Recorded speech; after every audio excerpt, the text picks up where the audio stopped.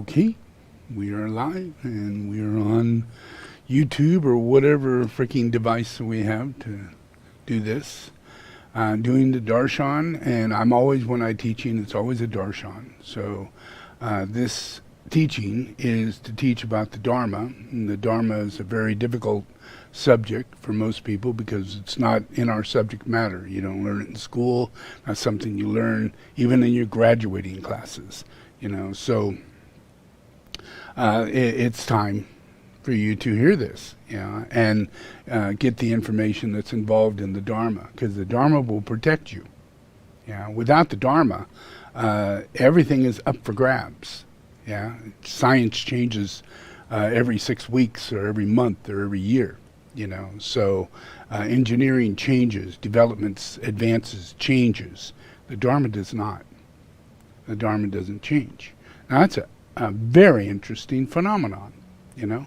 And you're all missing the Dharma, you know. It's something that is metaphysical, it's logical, it's scientific, it's elemental, it's something that you could understand completely and be able to help those principles come into manifestation through the other practices, which is mindfulness and meditation and right use of your energy and all these other things that are combined in the practice of the Dharma. Yeah, but you can't actually get from A to B without the Dharma. Yeah, there is no A, there is no B. It's A through Z. Yeah, and you go from A to Z to P to K to L, and then, you know, you never know where you're going, where you came from, why you're even here. Yeah, because the alternatives constantly change, you know, in this life. And that's Buddhism. Life is temporary. Yeah, temporary. And that means the way you see things, that's temporary. Yeah, how you hold something or believe in something, that's temporary. Yeah, but the Dharma is not. The Dharma is not temporary. And the Dharma changes your views so that you yourself become immortal, eternal, which is the Dharma. Yeah, and you can't know what that is until you've reached that place and you find that truth constantly comes around, and it could be applied to everything. Applied to everything. Where in all other cases, no, I'm different, I'm unique, I do this, and I have to express myself in this way, you know, all these different things. No, that's not the Dharma. And it's not about being locked in to just being, like a robot or a cog or something like that. It's about being your true nature. And your true nature is sustainable. It's sustainable. And we're learning those words, sustainable. You know, it's part of Dharma. We never heard of sustainable. It was like floating out there. But, you know, are tires sustainable? Are cars sustainable? Is life sustainable? Is a house you own sustainable? Is it going to break down? Do you have to maintain it? Yeah? Is that what creates sustainable? Yeah? Your constant attention and your care and your attendance. Yeah? In anything, if you do that, it will last longer.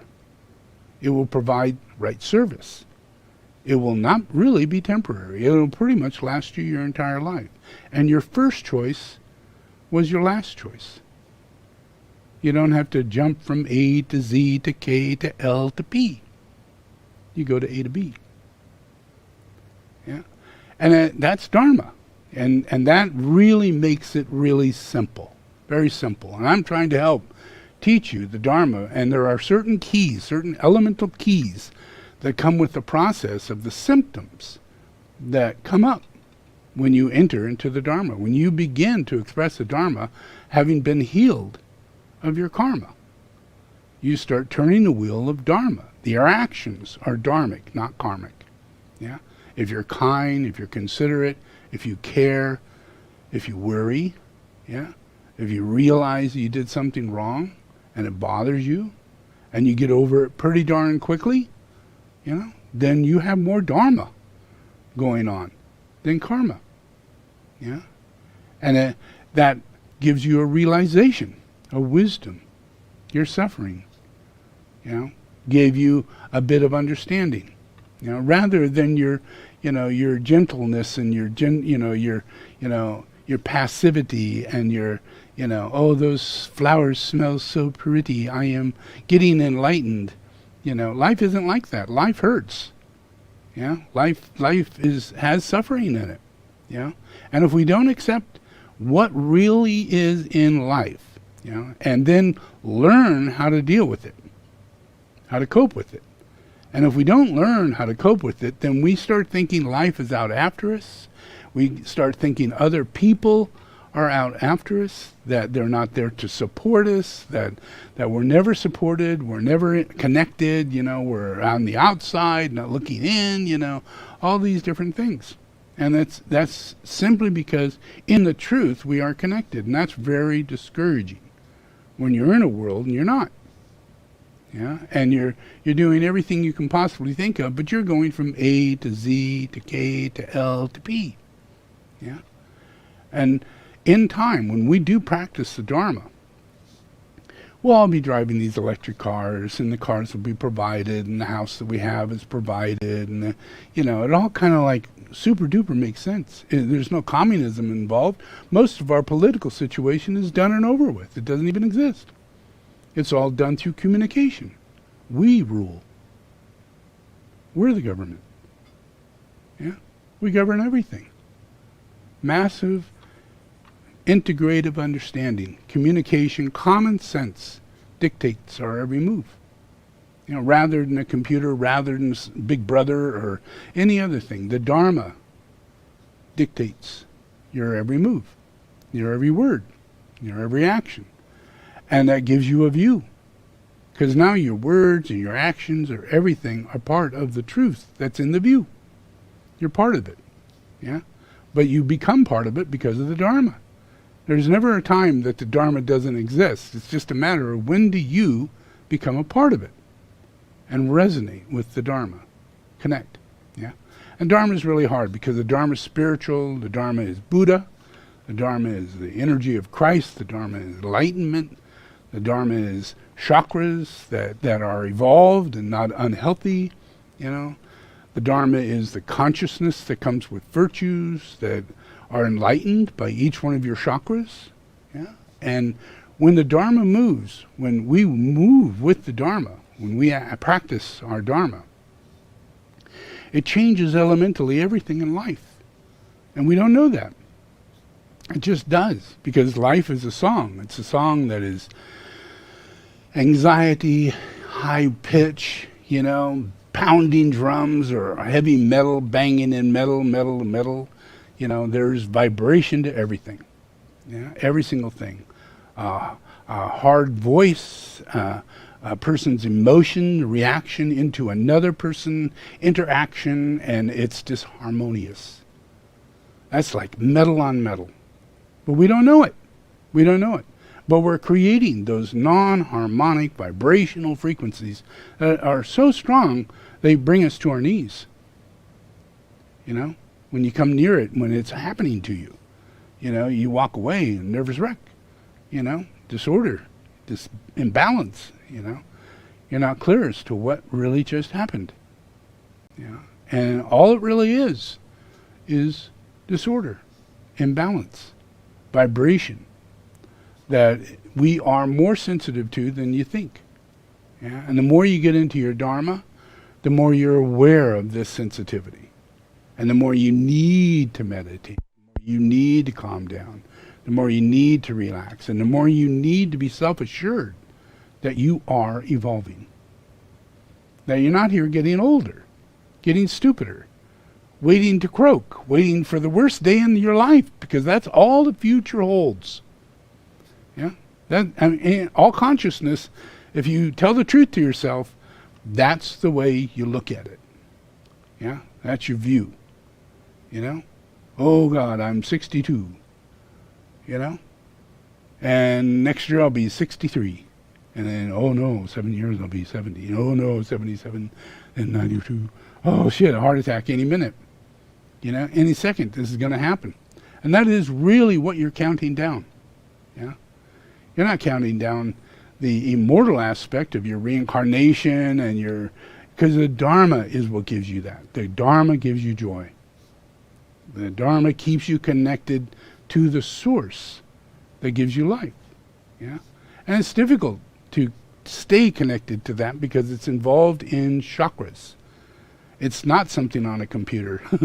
It's not something in your phone, It's not something you're going to get in conversation from another person or falling in love with someone. It's not. Yeah? It has to do with your chakras. And your chakras are really a very different thing. You don't go anywhere to get your chakras aligned. If you do, you're getting screwed up because they're wrong as to how they work. Yeah? And it really is, as a Buddha, understanding that we are primarily spiritual and that you just need to awaken your bodhicitta and initiate that commitment. And once you make that commitment, then your bodhicitta has made the commitment to become Buddha. And you're willing to become bodhisattva on the next level, which is a long ways away. But when you commit to becoming bodhicitta, you commit to becoming Buddha. And it is a trip. I tell you, it's a lot better trip than the one you're riding right now, which you're alone on. And in the end, you're going to find you were alone. Yeah?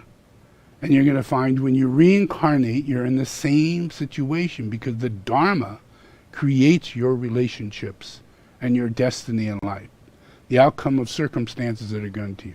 Your karma creates your relationships. Yeah? And no destiny, just manifest destiny. There's destiny, but you don't know how it works. Yeah?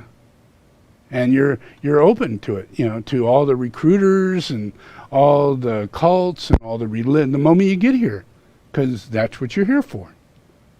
You're here to serve God in some way. If not, you're going to fall right into the ditch and become an atheist, an intellectual atheist, and be absolutely sure, there's no God. And you'll end up in the same boat. Yeah. It is really not as easy as anybody thinks to get into the Dharma. Yeah.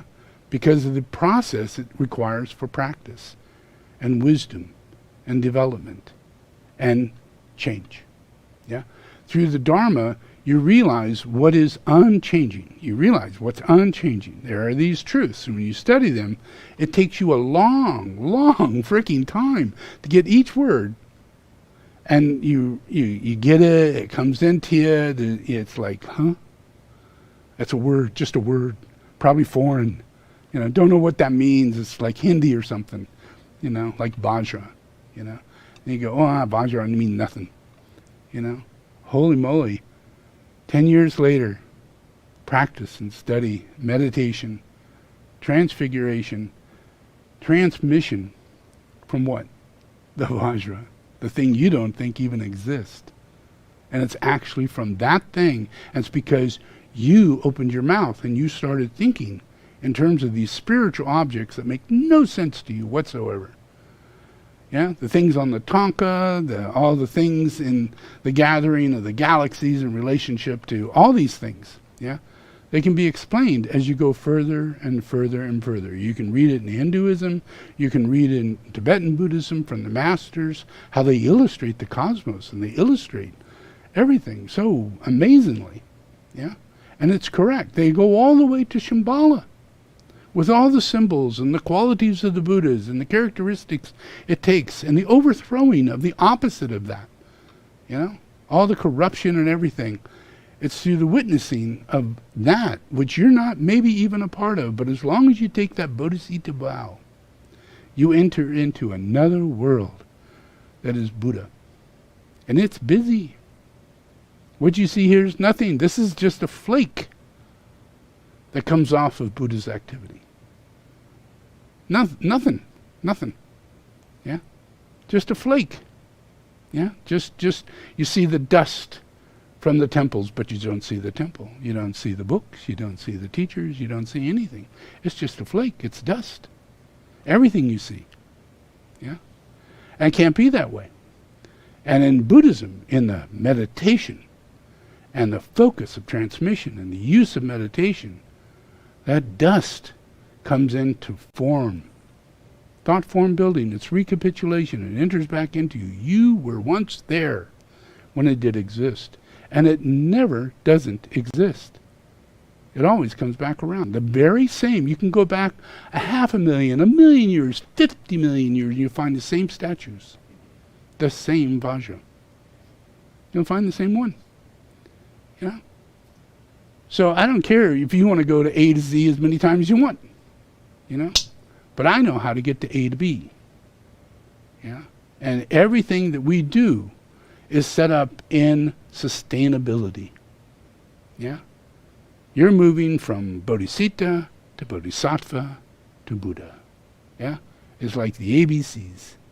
It is that simple. It is that committed through all the Buddhas. They're committed. And their commitment is what you tap into when you choose to become bodhicitta and just begin waking up. Just realize that it's already there. It's already happening. It's immortal. It's eternal. Reincarnation is what makes this possible. The whole of Buddhism creates the science of reincarnation because they want to come back. Does that make sense? God listens to our prayers. Yeah? And if you pray and you're God's child and you're bodhicitta and bodhisattva, you care more and you more and you more. And you'll give more and you'll do all that you possibly can. As you go from bodhicitta to bodhisattva, if you study what a bodhisattva is, it's the greatest saint on earth that will ever exist. It's totally unselfish. Yeah? It's a great being, and there could be every single person on earth a bodhisattva. Every single person on earth. And that is our outcome. That's our outcome. It's eternal. It's in the law of the Dharma. We wouldn't have trees if we didn't have this law as the truth. It's set in stone. And you find it in the 7 chakras. You find it in the rays. You find it in the kingdoms. They're all built on this. But the chakras is the cornerstone. It holds everything. Yeah? Everything is in chaos. Everything is in disorder. Because in a non-spiritual world, you don't have spirituality. Therefore, you will not be told you have chakras. You wouldn't be told you have meridians, an energetic body, an etheric body, vibrational medicine, all of that out the window. Yeah? It's after a long period of time of Teslas and other bodhisattvas who comes to earth and make these things known. And, even though everybody's going, you're crackers. That's stupid. That's ridiculous. But certain countries, he wasn't from America. He was from Europe. Yeah, there's a lot of people from Europe, a lot of people from all around the world who have bodhicitta, bodhisattva qualities of enlightenment. Yeah, they carry into our consciousness. Yeah, just like Tesla and just like others. Yeah. So when we do our work, when we understand what is Dharma, we need to open our mind up to the reality that Dharma is an activity that comes from Buddha. Yeah, it's the good, the true, and the beautiful. It is destiny. Buddha lives as destiny. Yeah, but then there's the Bodhisattva, and the Bodhisattva is struggling with trying to make sure that destiny is being fulfilled. Yet the Buddha is destiny, is the creator of everything that's going on. But the Bodhisattva can only deal with what one could deal with and is trying to bring it in to manifestation. And that's a saint. And then that would be the Sangha moving up this ladder, going from Bodhicitta into Bodhisattva. And this is a real world. All humanity exists within this world. Yeah? But they don't. Yeah? It's part of books. It's part of, philosophical understanding, science. But it is inside the law of Buddha. Yeah? So it's an unchanging reality. Yeah. So in everything, these chakras have the senior effect on everything. Even when we get to understanding quantum physics, the speed of light, how do we levitate a car or a physical object rather than using fossil fuel or magnetism or other forms of technology that we know today, because we know spaceships go by that kind of thing, and somebody has gone that advanced, and it's going to happen that way. Now, well, I personally know how that works, so I am not adapted to us being stuck in inertia and hanging the way we are, doing what we got going on. I'm very more available to the true technologies that come out of Shambhala. And those technologies are anti-gravity. They're light-driven. They're driven by light. They work within a magnetic field. And they work within a resonating understanding that is designed within the 7 rays. And you have to have a certain amount of chakras working for the machine to work properly. Because you have to add to it. You have to actually add to the energy of matter. Yeah? And that's not something we're used to. We're used to just buying things and owning things and watch it get old and get rid of it. We're not really that thing. But in this world that I'm going to teach, we are that thing, and we have to take full responsibility for that thing, and we have to create a whole new area of existence. So look at these chakras.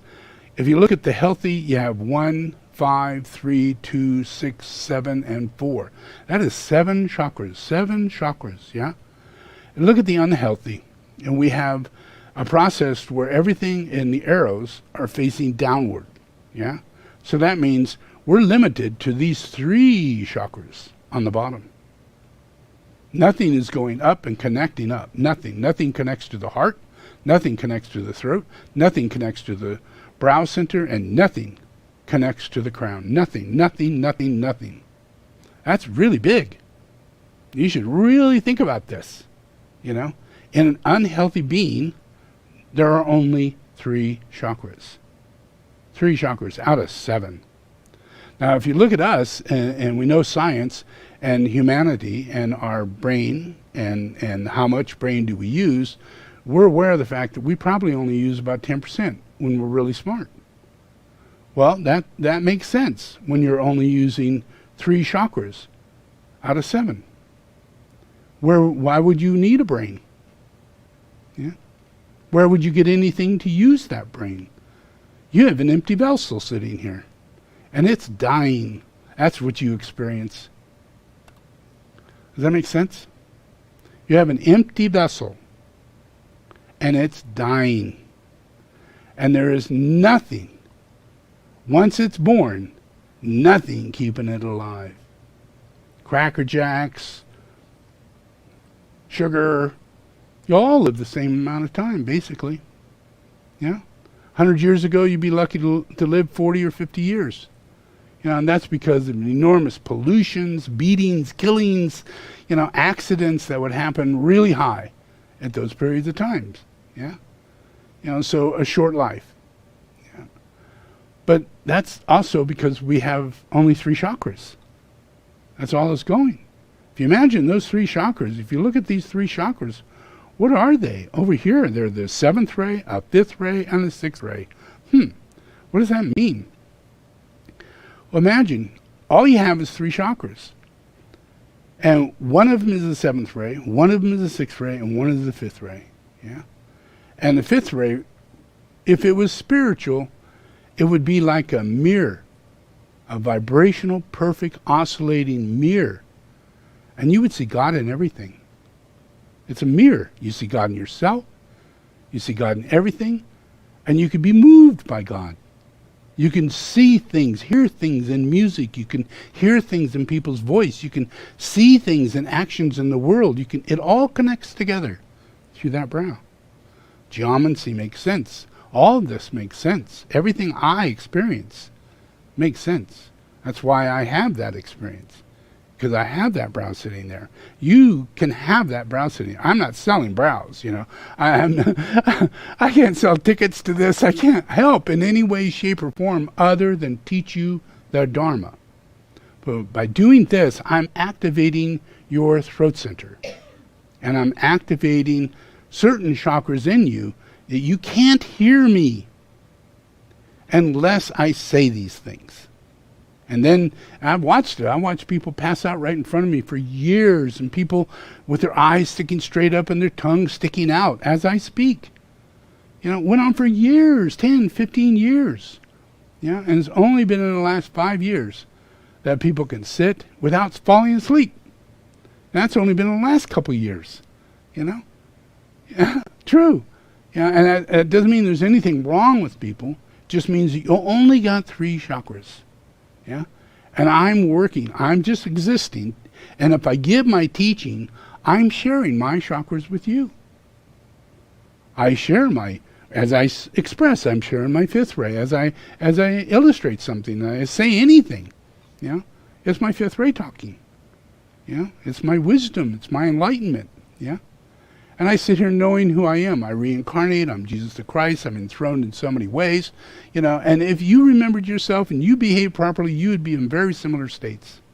You know? So I have a crown. I have a crown on my head. Yeah? We all can have crowns on our heads. Yeah? Because we're from the kingdom of God. The Buddha kingdom. The kingdom of the soul. But you got to get your chakras. And they all come naturally. Look at this. You're born with them. On the healthy side. God just loves you every day, every single moment, every single day. Yeah? And these are waking up. Every day. Yeah? 20 years ago, you maybe had 2 chakras. 2 chakras, people. Yeah? You didn't get that base chakra. That 7th ray was gone. You had a 6th ray and a 5th ray, and there were so many fanatical everything. Once you're in. Can't get out. You know, no 7th ray. And then the hippies came, and a flower movement came, and spiritual endeavors came, and 7th ray got stimulated down there at the base center, and people started saying, I want love. I want life to change. I don't want to live like this.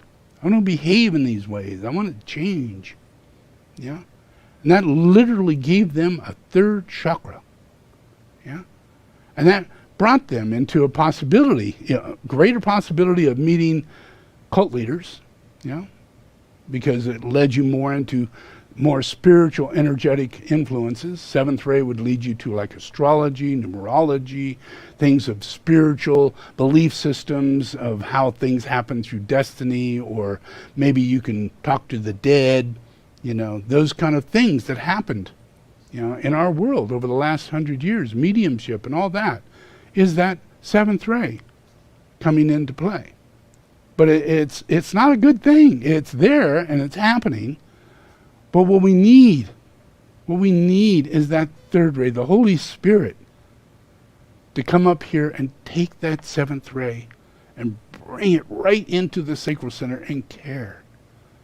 Feel everything. Feel everybody. Because that's natural. It's natural.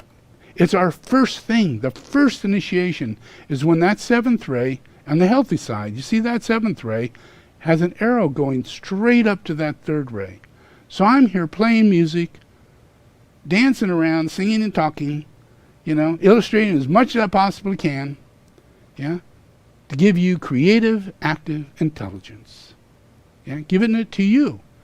And you're just going, that's interesting. Then you look it up, you find it, because I'm actually in thought form building, manifesting destiny into the world. So the things that I say, literally you start seeing those things, and that opens you up to that 7th ray, goes way up into your sacral center. Now you're getting healthier. And immediately the 5th ray leaves your brow. And the 4th ray, is able to be down at the base center. And you're seeking harmony. You're seeking diet, you're seeking change, you're seeking health. And that's going up now. That 4th ray is a wild one because it goes all the way to the top. And it allows you to come in contact with Christ. That's just your 2nd initiation. It allows you to come in contact with the Christ who has a crown on his head. And your fourth ray has a natural affinity to go up there and be really happy and harmonious, sitting with Christ. Yeah? Because in the days when we all die, we all go sit with Christ. And when we come back to earth, we all sit with Christ. But if we have these unhealthy chakras, we miss all that. Yeah? Yeah? But with these healthy chakras, you will get that. And it all happens telepathically, but it happens physically at the same time. All things in the world come out of the mind of these higher chakras, the upper chakras. Yeah? If we're going to ever go into changing politics or ending corruption or all those things, are the virtues that are hidden in those upper chakras that we don't even have working. How can we have those virtues if we don't have those chakras? Yeah? Does that make sense? We can't. It's impossible.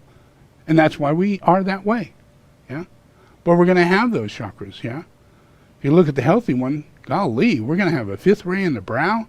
That means revelation. We don't have to sit around and read things and think about things and talk to people and work it out and try and figure out why they did that and why they didn't do that and what's going on now. You know, we can figure out calmly. So why'd that happen? Well, I kind of like, oh yeah, that makes sense. Kind of thought that.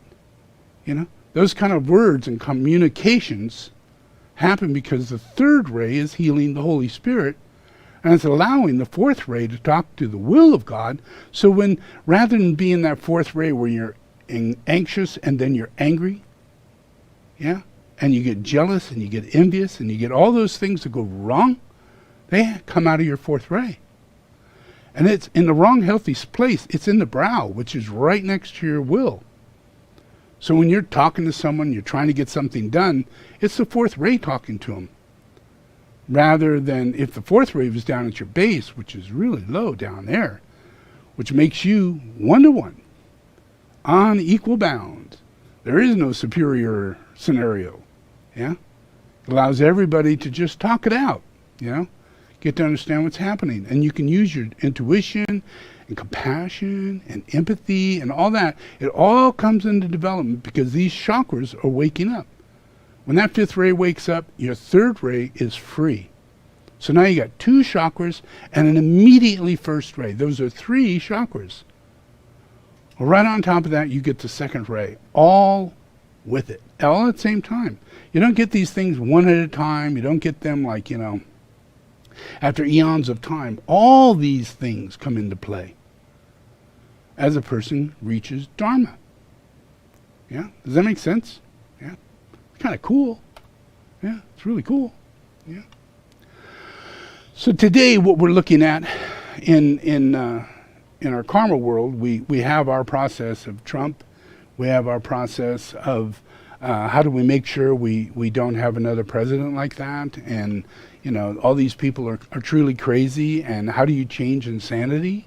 Do you just drop people off into an insane asylum? Do you just pull people off the street and throw them in houses and tell them how to live if they're homeless? They really don't want that. They don't want to be told how to live. They don't want to be, they just want to be free, and they're crazy. They're emotionally disturbed. Yeah? They're on drugs or alcohol. They've been thrown out of their house. They've been molested. And have the worst possible outcome of life that you'll ever imagine up to the day that they finally hit the street. And then it got worse. So you got to do this with chakras. You have to do this with chakras. Not with intellect, not with force, not with will, but with chakras. Yeah? And then the chakras, while I'm doing it, like I send out food and I do these things and say, look, just give them sandwiches. You'll understand later, Okay, now ask them if they need anything like shoes. Oh, shit, shoes. Okay, do you need shoes? Yeah, I need shoes. All right, then we'll come up with shoes for you, And that's usually the way it's felt, And then I say, well, now ask them if they need a coat. Do you need a coat? What kind of coat? What kind of coat? And it slowly but surely, it becomes chakras. That's the third ray. The third ray moves in that. The third ray has the fourth ray at the base in the proper way. And people are homeless. We're all homeless. We're all without a home. Yeah? None of us are in the right place in the right time doing the right thing. As long as everybody's out of place, as long as everybody is suffering as much as it is, there's no way we can sit back and think that we're not homeless too, that we're not out of sort, that we're not out of balance, that we're not disconnected. Yeah, to allow this to continue to go on. But it takes chakras to pull it off. Because the intellect would just come in and throw them into trailers or throw them into little houses or throw them into this and that, rather than help them get healthy. Because that's what's wrong. They're sick. They're sick. They can't work. They're mentally imbalanced. They're very sick. They needed to be cared for. Like little kids. Do you need shoes? Here's a sandwich. Have an etheric weaver. Listen to Jesus. Jesus is alive. He's given you this stuff. That's therapy. That's a form of therapy. And every little child needs to hear this, let alone a person on the street. But it is what we must do. We need to help people reach up from the fourth ray into the crown. And Jesus is there. And they would be there if you just pass it on. Just pass it on to them. These chakras are available bodhicitta-wise, bodhisattva-wise. It is a powerful thing. I do all these tools. All this that I do is the fact that there is nothing blocking this science. You don't have to go through shit. All you got to do is receive and have faith in the fact it takes me a long time to heal every living thing. And I don't leave anybody out. I don't leave a rock out. I don't leave water out. Any part of water at any part of this planet. And if there are other planets that have life, I'm not responsible for that too. And I make sure it's safe and that it can evolve and continue. That's sustainability. That's Buddha. Yeah? Buddha's a gardener. He maintains everything. Yeah?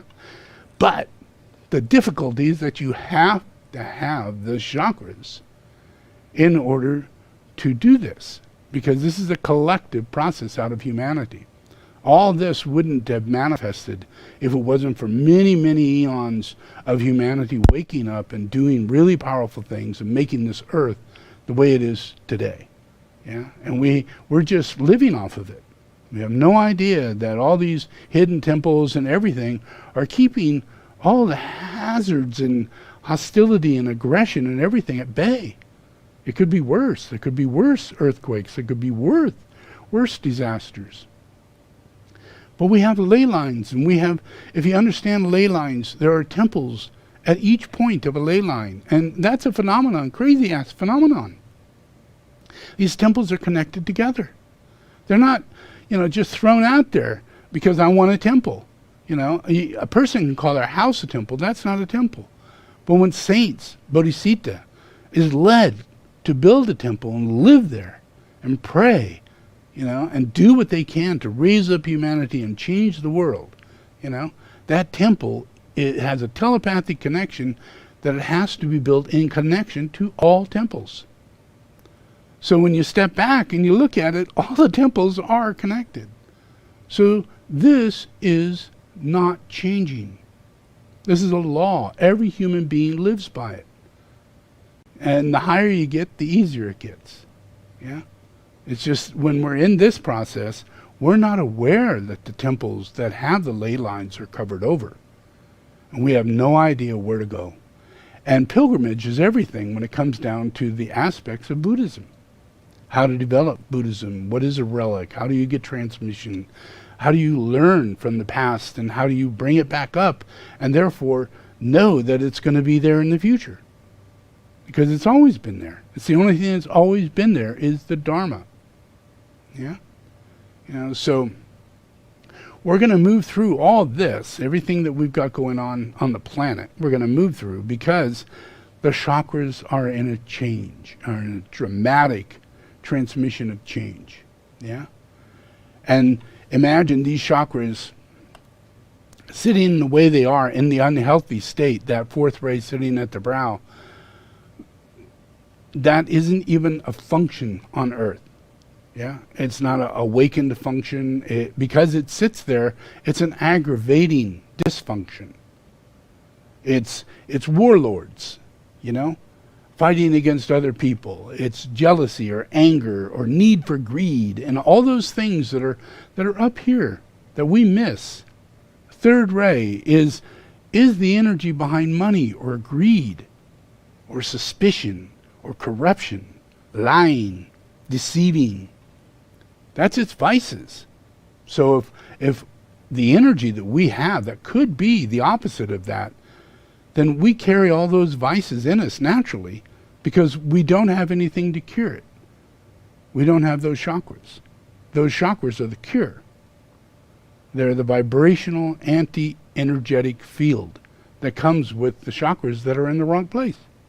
Yeah, we have no idea that energy's there. But in lunar lords, these chakras, putting a fourth ray up at the brow, imagine, why would Trump say all the thing, lie all the time about everything, and grandize everything, delusions of grandeur behind everything, every single thing. And it would all come out of his mouth. Nothing would come to be true. Nothing in science, nothing in his taxes, nothing in his actions, nothing in his past. Everything he claims he never did, he did. So where does that come from? How is that possible? Yeah, it's possible because we don't have any relationship of our chakras going up into that third ray, going up into the fifth or the fourth or the first. Unless we have those chakras in humanity, healthy, yeah, unless they're in humanity, then what we have is susceptibility of people who misuse those chakras, greed and corruption. We think that having people trillionaires and millionaires and super rich on the earth is like a famous thing. It's a great thing. In heaven, we think that's the biggest abomination in existence. To hoard. It's the beginning of black magic. It's the fall of all American Indians. It's the fall of humanity. When we hoard, when we take gold and we hold on to it, and we take cows and we don't let anybody eat with us. Yeah? We don't share. We don't care. We lose all of that. We don't have any of it. Instead, what we get is jealousy and enviousness and greed and corruption and war. One war after another. And all there on the demand of this unhealthy chakra, which you don't have over here in a healthy chakra. If you look at these healthy chakras, there's no war chakra sitting there. It's down at your base. You don't even worry. Yeah? You have mindfulness, meditation, things like that. That's what comes to you. But instead of that, you would have a knee-jerk anger. Like Trump, If you go against him, he's going to go against you till the day you die. He'll never leave you behind. He'll always haunt you till the day you die. And he'll make sure you suffer. Yeah? If you say anything against him. Yeah? And that's an influence behind the will aspect that he believes he has and no one else has. Like, righteousness is being white. Yeah? Supreme. Superior. Yeah? That influence comes from the unhealthiness of these upper chakras.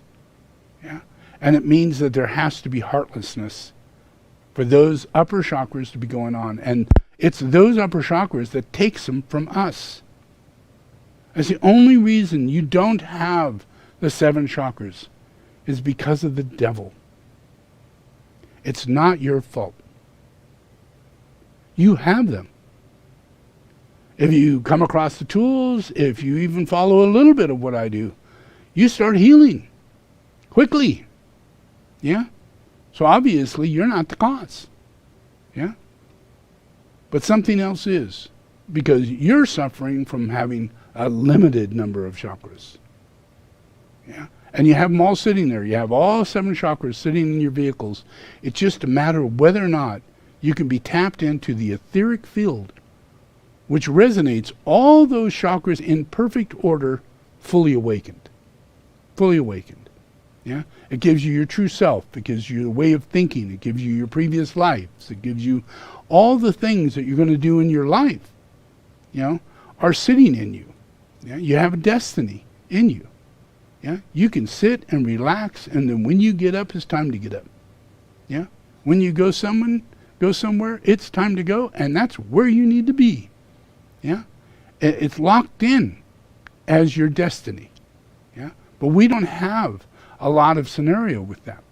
Our relationship is to these other chakras, and our destiny is connected to that fourth ray at the base center. And if that fourth ray is really balanced out, and the only way it's balanced out is because it's harmonically putting out the Buddha, the Dharma, the Sangha. It's not a religion. It's an energy, that comes from Bodhicitta, Bodhisattva, Buddha. Yeah? It's an energy. And when you wake up in your Bodhicitta, that changes your chakras. Every single one of them. It changes all of them. Yeah? When you wake up Bodhicitta, you say, Buddha exists, and I too am going to become Buddha. Because I believe in the process that we were born Buddha. And that we're born out of Buddha, and everything is a manifestation of Buddha in these 7 rays, in the 7 chakras. Yeah? And when you take Bodhicitta, we're only receiving a direct blessing, like transmission, from Buddha. Yeah? So then we become Sangha. Yeah? Now we are under transmission of Buddha. But this takes commitment. You got to really, your mind has to go around the circle constantly knowing that this is what's going on. Because the material world will give you an illogical formula of what is going on that you will constantly assume, and it will have negative consequences and a lack of higher mind. Because you're not connected to the transmission of the reality. Buddha in reality constantly reincarnates, is constantly on the earth. So we always have the opportunity, it doesn't matter how bad it is on earth, if we meditate, if we use mindfulness, if we seek out the influence of going to sacred sites and finding great teachers, and those teachers say, yes, have you heard of Babaji, or have you heard of this person or that? The living incarnations of the time. Yeah? And they always exist. But we don't have anything telling us that kind of thing goes on. Yeah? So that's not our influence. That's not our process. So I come and I'm giving you these teachings to inform you that this is happening, whether you know it or not, whether you are personally involved in it. Yeah? It is happening. I have hundreds and thousands of awakened bodhisattva, bodhisittas, that are on this earth constantly. And they're growing by numbers, by tens of thousands, every 10 years or so, because their students wake up, and their students take the pledge, and they orient themselves toward the bodhisattva vow. Yeah? And they live the teachings of the bodhicitta. And it's not a delusionary process. It's not, I'm om, and that's it. With my teachings help to orient people toward what is practical, so that we can have a 7th ray sitting in our sacral center. And what is not a lie, so we can have the 3rd ray sitting in our throat center. So if I speak these things, I say, okay, well, Trump, you all know, Trump did what he did, And the thing is that since we don't have these upper chakras, we have no way of revealing it. It will continue. And as it continues, we'll forget. And it could get worse, and we've had it worse in long, long ago, and Hitler and all that. Yeah, so this process isn't going to happen because we're in process of cleansing the evil. Yeah, and as time goes on, there's going to be over 20, 30, 40, 50 books of the evil cleanse that happens at this period of time. All over the world. Dictators, presidents, countries, everything, all is going to be purged. And they're going to be recognized because of this revelation. The third ray people are going to wake up. The fourth ray doesn't want war anymore. It wants peace, but it wants peace through God. Yeah? Peace through understanding that this guy's wrong, because now they can discern, discriminate. They don't have these, the only three chakras they got are turned upside down, which does not give you discernment and discrimination. It doesn't. It gives you a strong sixth ray as your only chakra, your dominant chakra, your most powerful chakra you got. And then it thinks, well, I got to go to school and I got to be intellectual and I'm going to get myself a, this and that. I might even be a football player. I might be this or that. I'm going to get a title. I'm going to be branded, all that.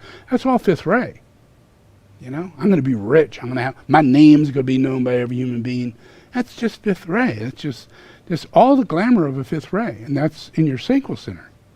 And that's where we live. And that is perfectly okay, because that's the way it is. But that is not the way it is. Not the way it is. Yeah. And then you have that seventh ray sitting at your base, which totally connects you up to fall under the disguise of cult leaders. You have no idea how much that sets you up to, being, what is your sign? I'm a Capricorn. Well, we can't hang out. You're a creep. We do not connect. Now, if you're in China, I'm a goat. Whoa. No way, snakes and goats. No. We don't marry here. Yeah. And it goes on and on and on to, throwing sticks to the dead, and talking to the dead, mediumship, going to your Ouija board, going into your tarot where there's a hand on every block. And she'll do a palm reading for you, or your neighbor, or your newspaper, so you can read the astrology that day.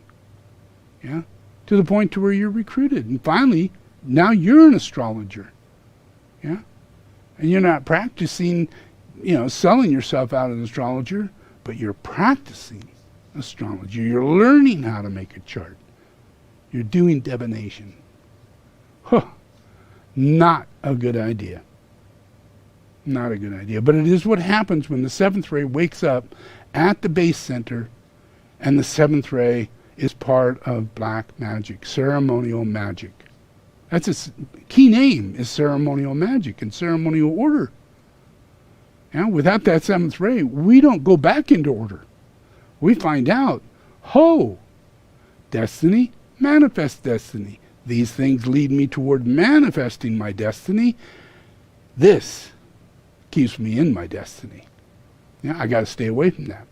That keeps me in it. So the seventh ray literally protects people from those very things that are their weaknesses, that draws them to it.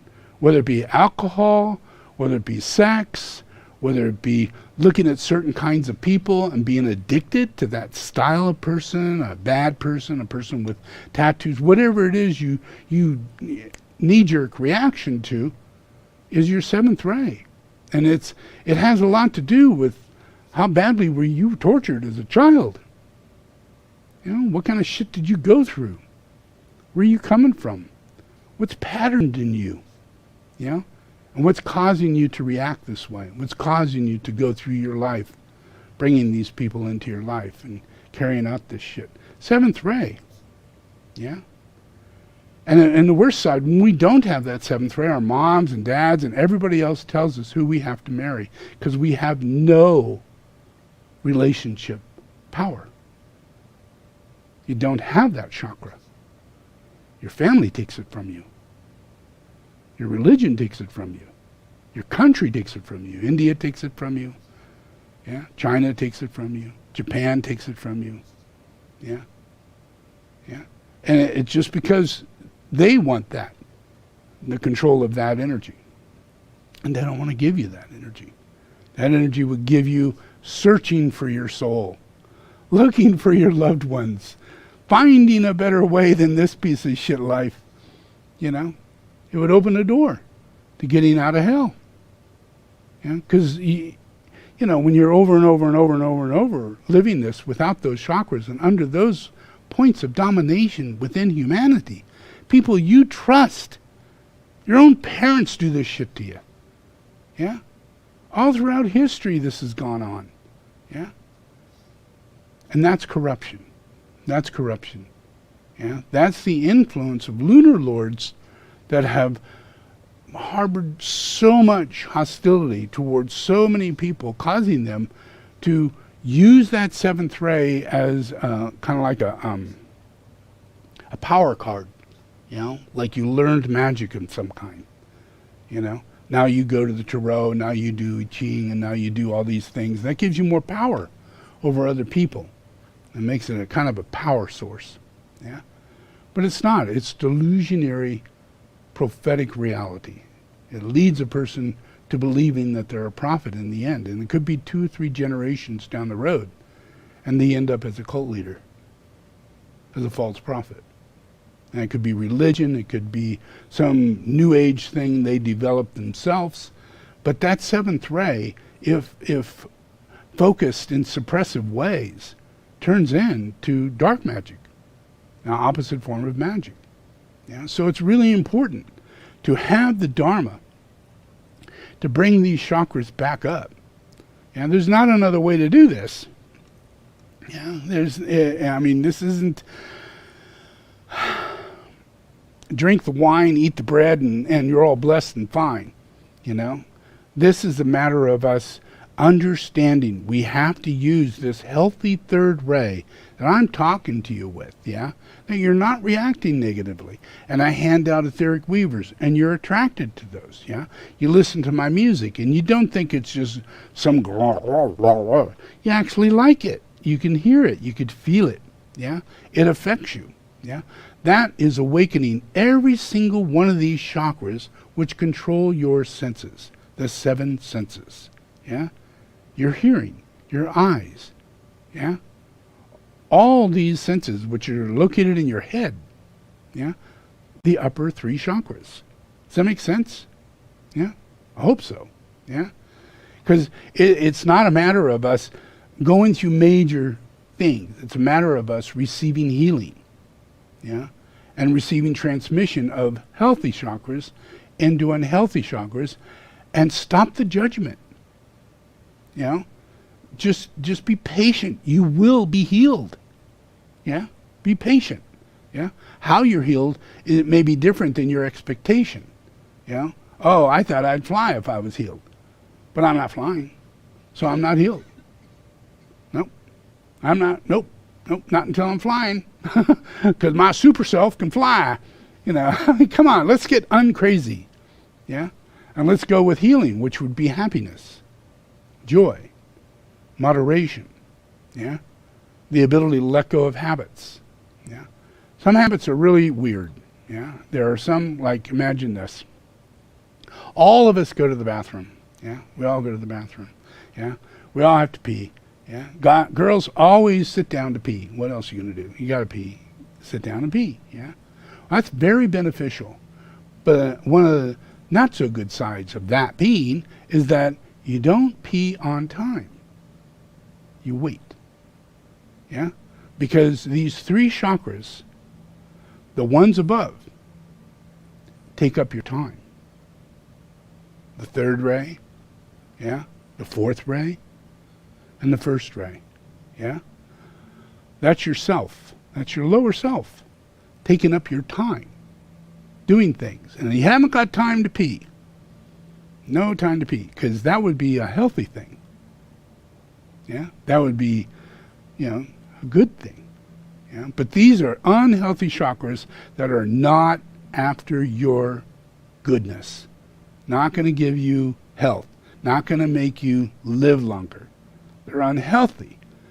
So they're going to misdirect you. Oh, wait. Don't pee right now. Keep going. You have more to do. And if you're a guy, chances are you've been taught, or somehow you taught yourself, the way to pee is to stand and pee. And that's not good. It's very bad for you. It can give you prostate cancer in the end. Yeah? So you'd be better off if you actually sat down. Sit down, you relieve yourself. Yeah? You relieve energy from below. Yeah? You allow yourself to just naturally pee. Yeah? But you also got to not pee. You got to pee before you got to pee bad. Yeah? You got to make it a priority. Your senses have to be something there that's telling you you need to do something. Yeah? And if you don't abide by that, then one, it leads to incontinence. Yeah? You'll lose control over your sphincter, whether it be in your anus or your ureter. Yeah? And so the only way they get better control is by doing a contraction, a muscle contraction. Yeah? But the best way is to vibrational medicine, energetically, treat yourself as best as you possibly can, and give yourself the ability to go to the bathroom frequently and drink. Because in this process, if you have that process, no, I don't want to go pee, I'm busy, Well, then obviously I don't want to drink too much water because that makes me pee. And that takes up my time, and I don't need that, Makes me pee too much. And if you get ill from this, then drinking water can make you pee, and then you can get a urinary infection, and then you think, oh no, now I'm really getting unhealthy. But it's only because of this long-term process of not peeing on time, not drinking enough water. Yeah? But you got to drink a lot of water for all this to function properly. Yeah? And that, you shouldn't be like, your mouth dry, your lips are cracking, and you're starting to shake, and you're seeing blurry shit, completely dehydrated. But we get that far, we get pretty dang far. Yeah, in reality, we need to drink a good tall glass of water every hour, every single hour. Yeah, nothing in between, nothing, like maybe every 3 or 4 hours, And it's not like if you don't, you're bad, I'm telling you these things because these are part of your senses. They're part of your senses. When the fourth ray leaves here and goes down there to your base center, your senses become calm. Yeah? It's not an overload. When it's up here, everything is an overload. Everything. It's oversensitive, overkill, overdramatic, overwhelming. Yeah, because it's harmony through conflict, sitting right on top of your freaking brain. That's the last place in the world you need that. What you need is a pure mirror that goes directly to God, that's sitting up there instead, that every time, then God says, okay, now meditate, and you, and it hits you so deeply. The meditation and the mindfulness and all that has such a great effect on you. Yeah? Simply because that's a brow now. It's a fifth ray rather than the fourth ray. It transfers that anxiety and that tension and all that stuff in the brain into meditation simply by doing mindfulness and meditation and things like that. That reorients your chakras that way. It's all vibrational. Yeah? And the energy of the first ray, imagine these 3 chakras that are sitting on top. Everything from eating, all the things we're eating, if we have a fourth ray sitting up here, and we have our third ray sitting here, and that's not active, and we don't know the difference between lie and the truth and dream and reality, so that's the way the third ray plays out life.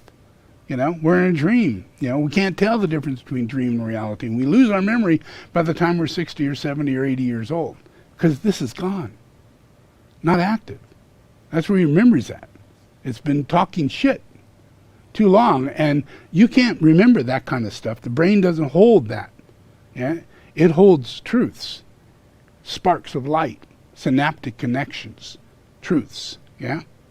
So when that third ray is active and it's flowing, it moves the energy of the seventh ray up, and it creates a healing of the etheric field, chi, that moves through a person naturally. Yeah? And that fourth ray that's now sitting at the base is the generator of chi, rather than a generator of karma or a generator of, all kinds of things. Every vice that you've got comes from having a fourth ray at the brow. Every vice. Yeah?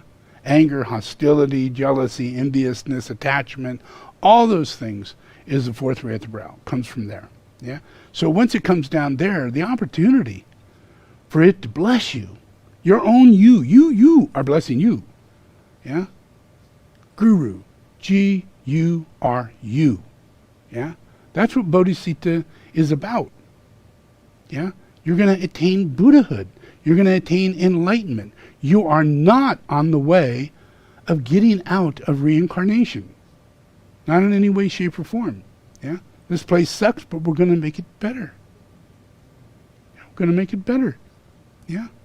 And just by having these chakras in play, we're facilitating the influence of our own psychic connection, our ability to make these chakras there all the time, every time we reincarnate, every time we come back into our body. These chakras are primarily aligned, but not just in us, but everybody, every little child, every little new kid that comes into life, is oriented automatically toward the destiny of that wake-up.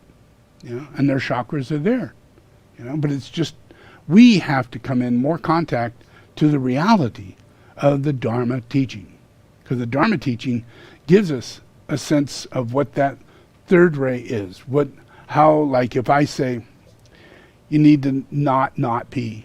Well, if you follow that, and this is the teaching that, as silly as it may seem, so practical, so practical, just that, but it's not just practical. If you take a teaching, which is a simple teaching, but you actually apply that simple teaching, it becomes a manifestation of a major healing on a very big level, manifestation of a major healing on a big level, because it is not in a thought form, but in a vibrational frequency that we are all the same person. All the same person. So that's how healings happen faster, is when we're healed by the great universal love of God. And we hold no judgment, we hold no fear, we don't hold guilt for having been unhealthy, all those kind of things kind of evaporate from us. And that's caused by that fourth ray. That's the blessing of having, rather than having it up there, and that's the devil. It is not you. It is all the people who go to astrologers. It's all the people who go to the wrong house. And then we see all these people killing people, and all these people shooting people, and all these people buying guns. There's a downhill effect on the majority of people who only have 2 or 3 chakras. And out of that, you're going to have what we have. But there is a majority of people who are waking up with the major energies of chakras that I'm moving through Dharma, that it's coming into changing the world. So we could have never changed Trump. We could have a Trump, we'd go through that, we have Nixon, he walks away and we never talk to him again. He did shit. He did really some badass shit. Certainly should have gone to jail. His vice president, got in deep shit. But no one talks about any of this anymore. None of it. Because we're not really in a place to where it's like that. In this process, imagine in the Dharma, the activity of the Dharma changes not just the 7 chakras that we have, that we can receive, that we're all blessed to have, but it changes the influence of whether or not we have that fourth ray is our primary chakra. And we have the second ray, which is our wake-up chakra, and we would have seventh ray, which and our personality would go, oh yeah, man, that's really good. You can play music, you can do all kinds of things, you can dance, you could be very special, all those things. If I had that, but the fourth ray, is the guy who sits in a cave. You never see, the lady who is the most coolest, humblest, nicest little thing that just eats very little and does whatever, as the Dharma turns and all those things. These are the real, self-sustainable masters. They live as a fourth ray being. Now, this is very futuristic. If you study planetary time and cycles of yugas, we don't go into a place where we have a large number of people with a good amount of fourth ray in them. It's mainly stuck in lower body or stuck in the personality or stuck in other locations, but not really a soul, not really high levels of fourth ray coming into being, because that's not our consciousness yet. We're not available for it, But because of me, I'm changing that, By the time we get to the year 2030, we're going to be fourth ray ready, Everything is changeable. Everything is changeable when the Dharma is in charge. The Dharma is unchanging. So I can just lay these laws, and these laws can cause a field of attraction into manifestation that creates an ability for all these chakras to go into alignment, not under will, but under expression. Perfect expression. And I'm very much a fourth ray being. If you listen to my music, it's all spontaneous, it's all intuitive. I talk about colors, I talk about geometric forms. You study the fourth ray, the masterful level of the fourth ray is all those things. It's all those things. So I'm most dominantly moved as an incarnation of Buddha to be the Buddha of Earth. Earth is fourth ray. So I represent Earth. When I come, I touch the Earth. And I receive my enlightenment. I recapitulate my purpose. I am in Earth service. I am born from Earth. I am an Earthling. I am human. I am a Buddha. I am just like a flower. I'm no different, but I stem from Earth. And there's no question about that, because it's fourth ray. You could see all things through that fourth ray. You can see the beginning. You could see the end. You can see all things through the fourth ray. Does that make sense? Fourth ray sits as the tree of life. It's at your right at your base. So it's the very thing that goes up like this. And it is your tree of life. All your chakras go out like that, just like a tree. And imagine the one on top is a star. It's beautiful, first ray. You have all of this illuminating qualities that come out, and you have hundreds of minor chakras all over your vehicles. And all those things are dormant, dysfunctional.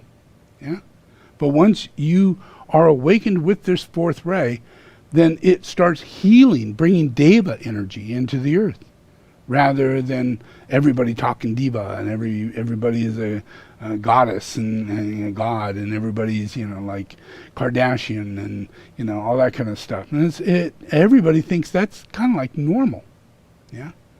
But in reality, it's the fourth ray at the brow. And we're in a process. Fourth ray and first ray is Shambhala. The Dark Lodge is fifth ray and first ray. But Shambhala is the fourth ray and first ray, and it's ruled by the second ray. So all things come to the center in Shambhala. And in Shambhala, it's unchanging. That's why everything that comes through Shambhala reorients everything back to its beginning stage of creation and gives it birth, reestablishes it constantly. And that's all through reactivating your bodhicitta reality. And that happens naturally. It happens through the tools, through my meditations, everything. So imagine we got here. I'm going to show you a little bit of what Trump's going through. And to be able to acquire this information from a person like Trump, a person who does not give his taxes, he does not go to court, he does not write down on paper because he knows he's going to get busted, he does not do anything that can get him in trouble, other than rape and steal and do all those things behind the scene, but in no way is it to be set up to where he actually get busted for it. He pays everybody off. He doesn't go to court. All these things. So that's our Trump. That's him. In a day-to-day nutshell. So how are we going to turn that around and stop him from being president again and deceive everybody and get people to believe that he's okay? Yeah? How is it possible we can turn it around and get people to see everything he did? Everything he did. All the way to the day of January 6th, and see and hear and listen to every phone conversation, read everything written on paper. All these things in that fifth ray that's supposed to be up there is down at the sacral center in that demon, which means you can't get anything out. Nothing can be revealed. It's all held back through the laws of hate. And with the laws of hate, there is no sharing because we don't care. Yeah? In the laws of hate, we don't have a Holy Spirit. We only have an evil spirit in the laws of hate. And he's standing there in that as the leader of the law of hate.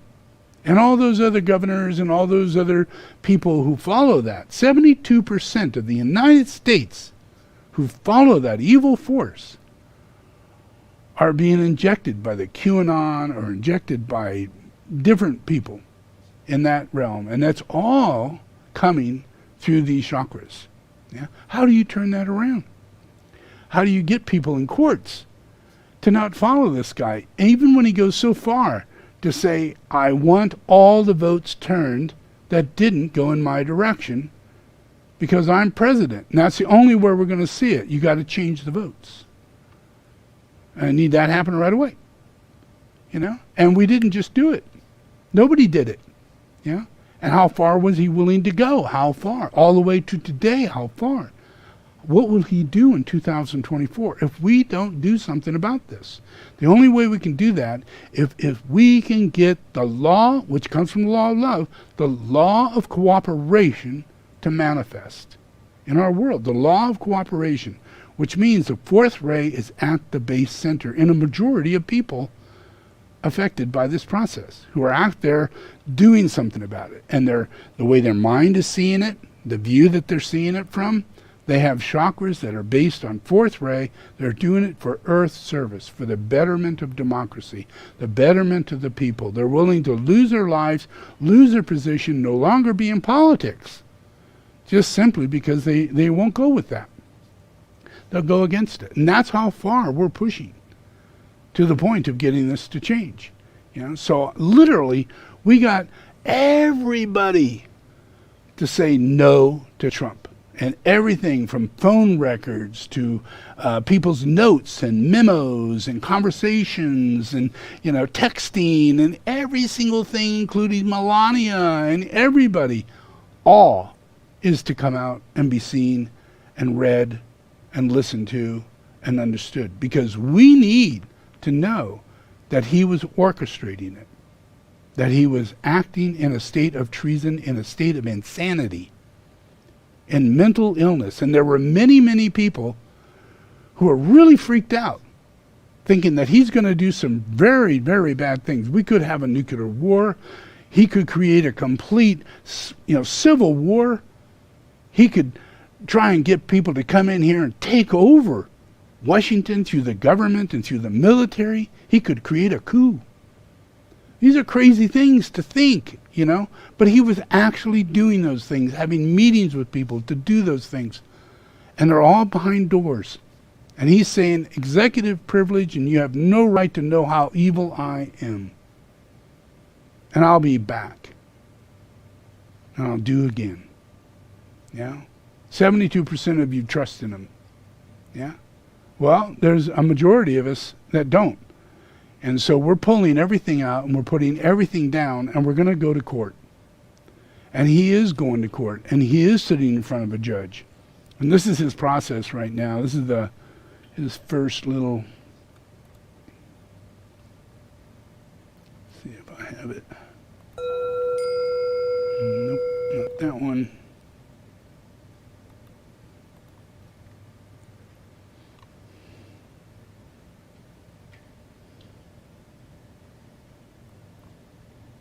Yeah. Okay, so I'll read this.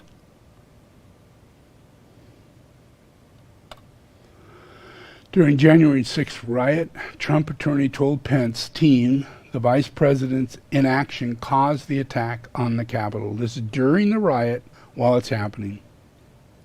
Vice President Pence hid from the marauding mob during the January 6th invasion of the Capitol. Attorney President Eastman sent the email as Pence, who had been presiding in the Senate, was under guard with Jacob, who's an advisor.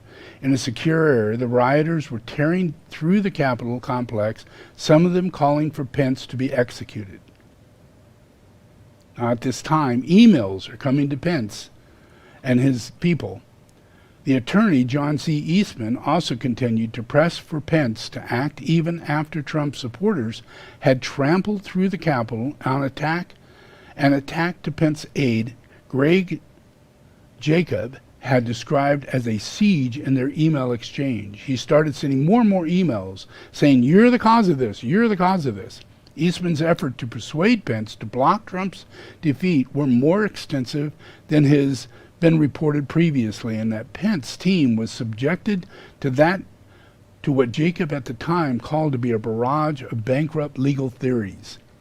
This is all during the hours that the people are storming the thing. Instead of him saying, "Go away," Jacob wrote in his draft article, Eastman and Giuliani were part of the cabaret of outside lawyers who had spun a web of lies and disinformation in the attempt to pressure Pence to betray his oath as the office and the Constitution.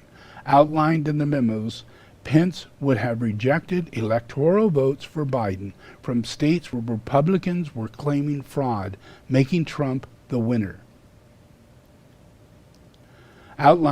Trump is trying to keep secret from the House more than 700 pages of files of his closest advisors during the January 6th. Those records include working papers from then White House Chief of Staff Mark Meadows, press secretary and White House lawyer, who had notes and memos about Trump's efforts to undermine the election.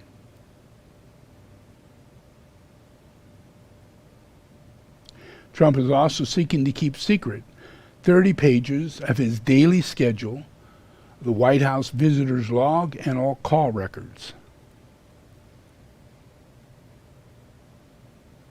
The records Trump wants to keep secret also include a draft speeches, draft proclamation honoring 2 police officers who died in the siege, and memos and other documents about supposed election fraud and efforts to overturn Trump's loss of the presidency.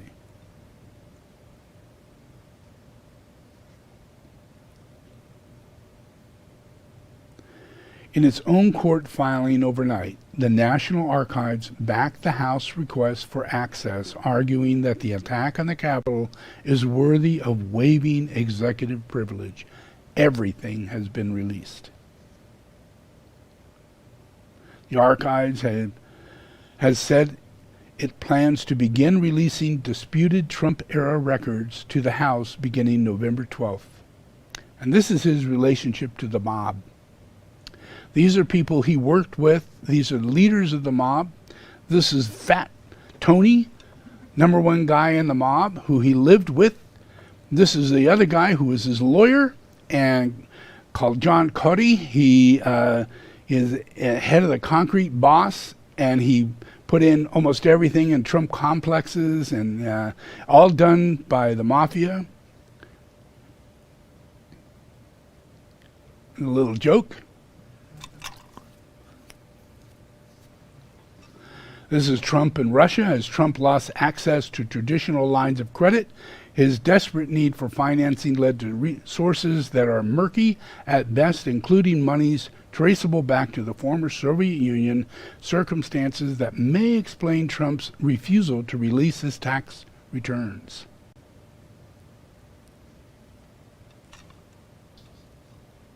That's my work. Yeah, so that's what's coming down to Trump, and that's, here we go again. Not working, coming back.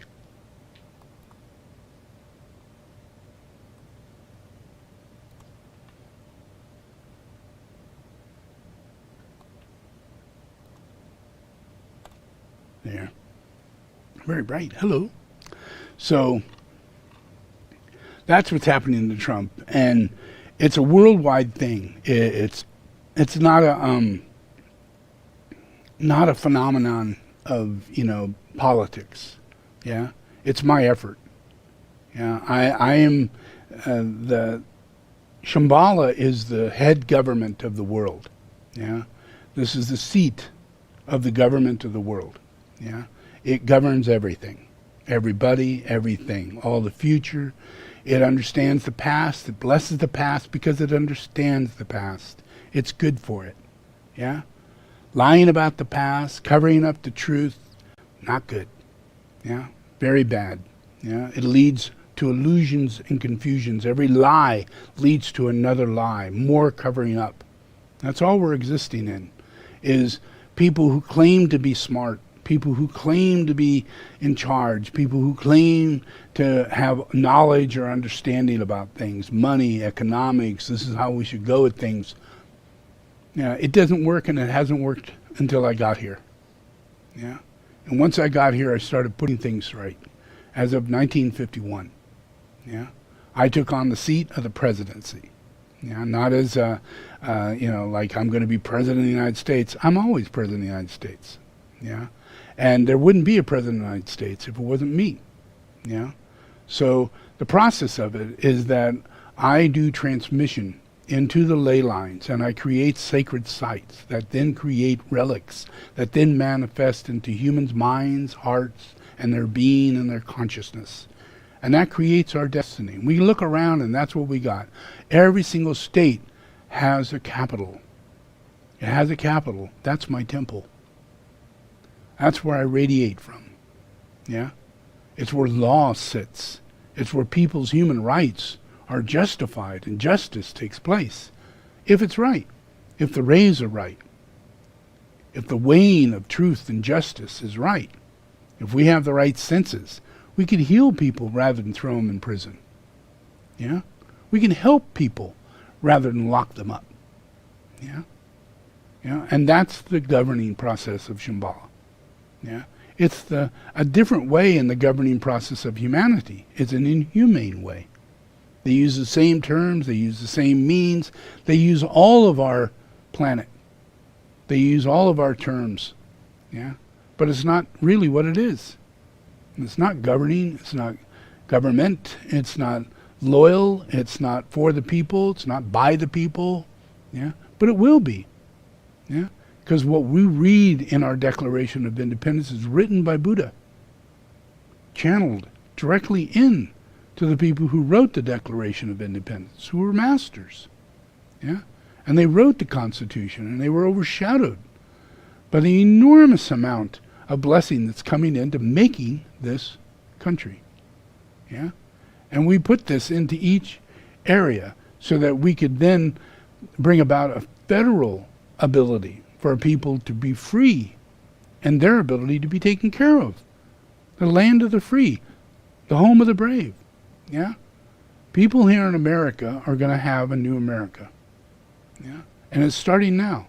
We're in the middle of Biden's process. We're in the middle of wiping out Trump, getting rid of it. Yeah? Going to put him through court, going to put him in orange, and going to get rid of him. Then he's going to die. And that's all there is to it. He's not going to live to 90. Come on. You know? So he's going to go. Yeah? In God's way. But out of that, Biden's going to do this great work. And hopefully he gets 8 years to do it in. And we can motivate an enormous ecological, financial change inside of society that opens up these 3 chakras on the upper half of the United States. Because every country has chakras. Every country has a soul and a personality. And for that, it has chakras. It has rays. Yeah? So we are going to be influenced by the influence of 2-6, the energy of Jesus Christ. Yeah? That was his ray package during the time of the life of Jesus Christ, and that's a ray package of the United States. So everybody here is very much influenced as being a disciple to Jesus Christ. They're here because Jesus asked them to come here. Yeah? To live here. if they come from other countries and they're all going crazy, I'm being called, I'm being called. Yeah, they are being called. And we need to change our ways. Yeah. We have a big country. We have a big planet. We have a lot of people. And we need to open the borders. We need to make it free from people to move. And watch people who are evil. Watch people who are doing drugs and people who are doing the things that are tormenting humanity.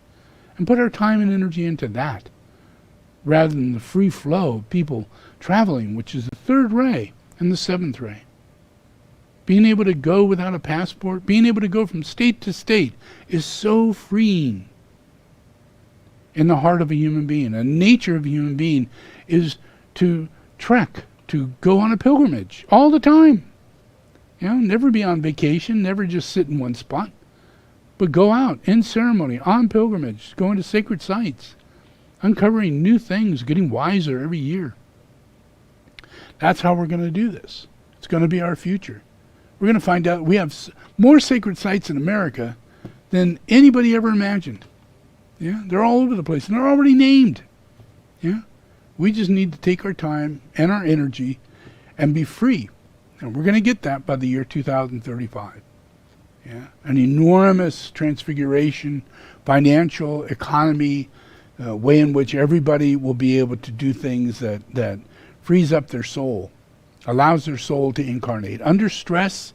And when you're told that, because you're black or because you're a girl or because you're this or that you have limitations, that's not soul. I don't care who you are, what your circumstances in. If you have no arms, your only limitation is the fact you have no arms. You have no other limitations. Yeah? And that's soul. If we don't really feel it this way and really move like that, have so much empathy and compassion to where it's not pity, but it's empathy, then it won't be soul. And that's where we're moving to. There's so many people that's going to be helped, so many people. And by the time we get to the year 2030, year 2035, so many of my students will have committed themselves to the Dharma and become monks and nuns, and will create monasteries that will be so beautiful, and it will create a beginning foundation of American Buddhism. I'm not taking away Christianity. I am Christianity.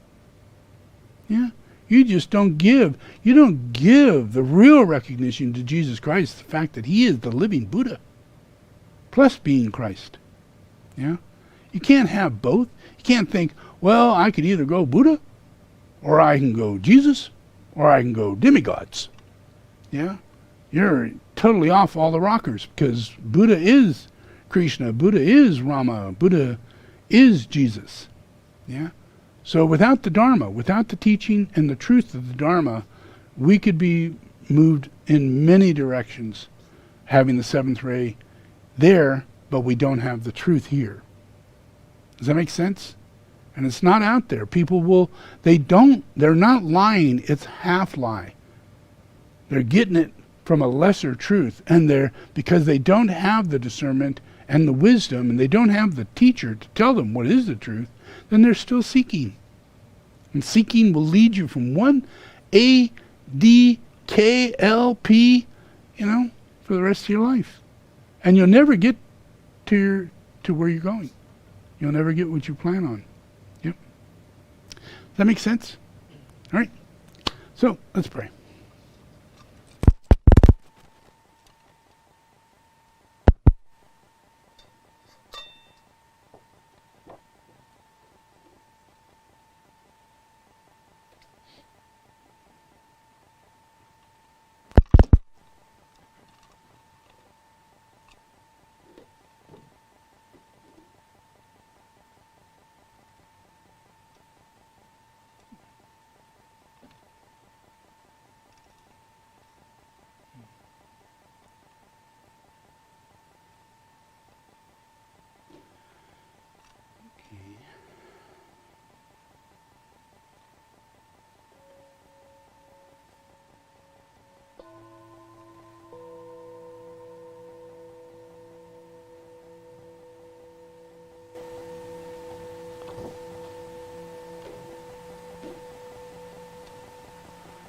Okay, repeat after me.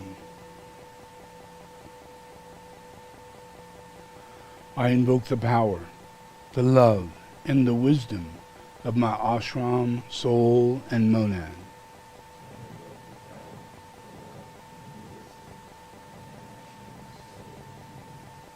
To guide me into the right activity in the plan. To clarify and stimulate my mind. To transform and transmute my feelings and emotions. To energize and vitalize and heal my physical and etheric body.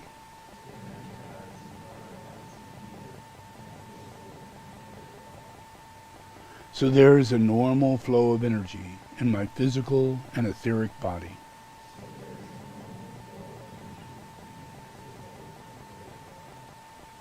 Through this day and every day, I ask this in the name of the Christ to serve the One.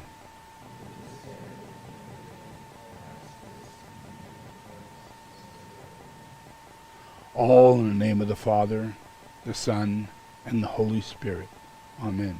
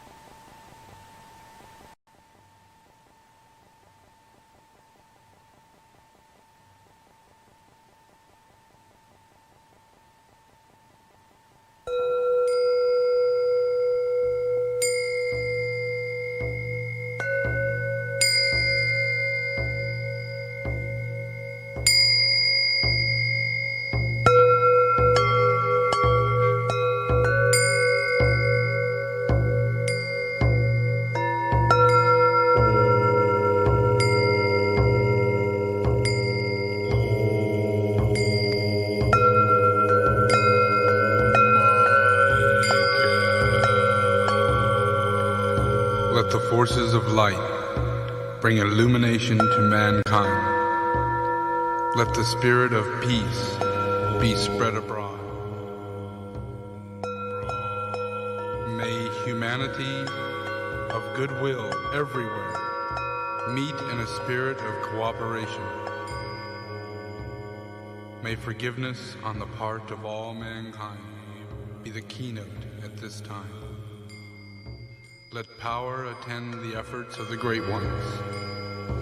So let it be, and help us do our part.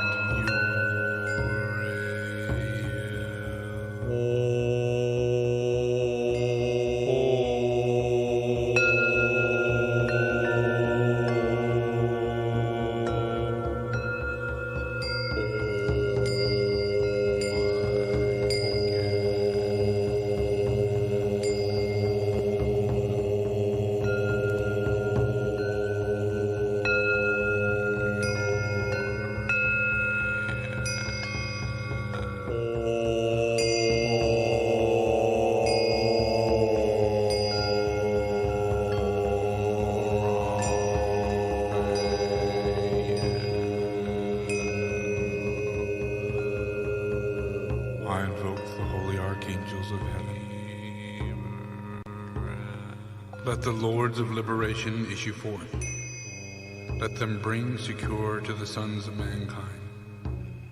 Let the rider from the sacred place come forth, and come say, "Come forth, O mighty one." Let the souls of mankind awaken to the light, and may they stand with massed intent. Let the fiat of the Lord go forth. The end of the woe has come. Come forth, O mighty one. The hour of service of the saving force has now arrived. Let it be spread abroad, O mighty one. Let light and love and power and death fulfill the purpose of the coming one. The will save is here. The love to carry forth the work is widely spread abroad. The active aid of all who know the truth is also here.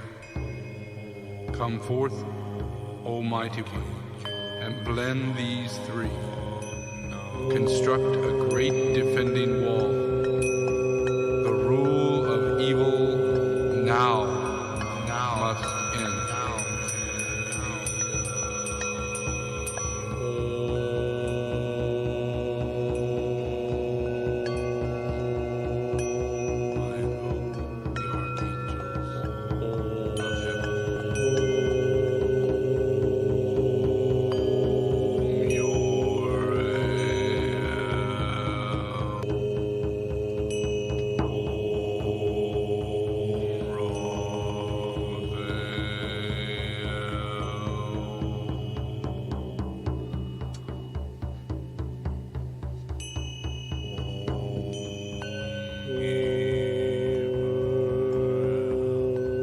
From the point of light within the mind of God, let light stream forth into the minds of mankind. Let light descend on earth. From the point of love within the heart of God, let love stream forth into the hearts of mankind. May Christ return to earth. From the center, where the will of God is known, let purpose guide the little wills of men, a purpose which the masters know and serve. From the center, which we call the race of mankind, let the plan of love and light work out. And may it seal the door where evil dwells. Let light and love and power restore the plan on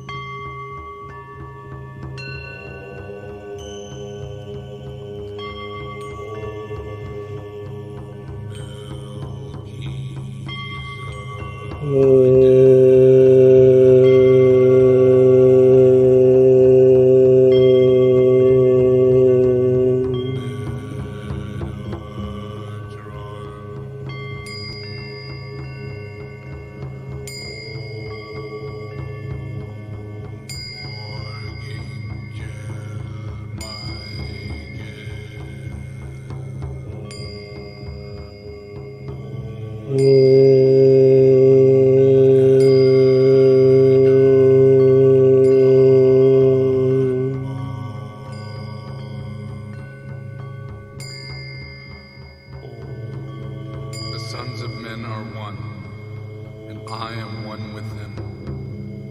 I seek to love, not hate. I seek to serve and not exact due service.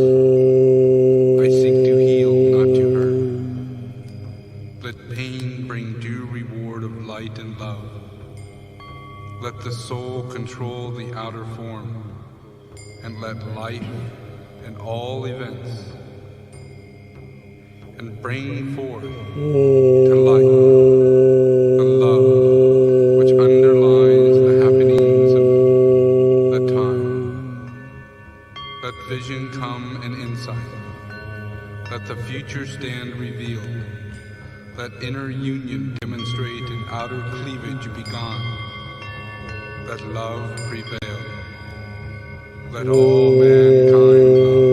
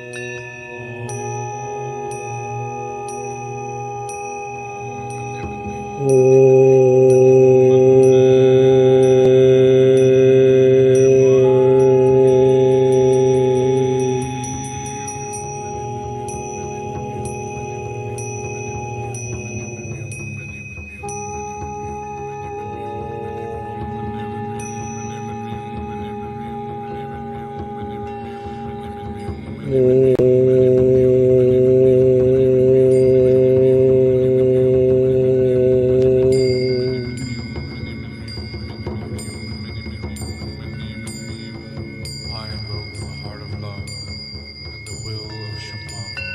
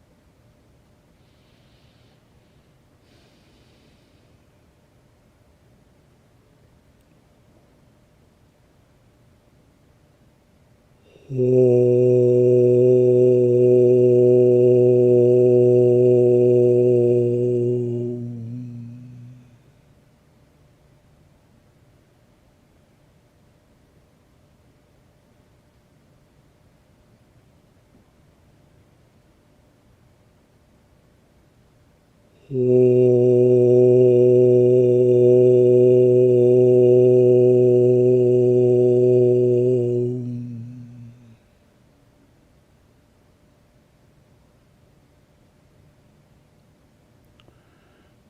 just relax.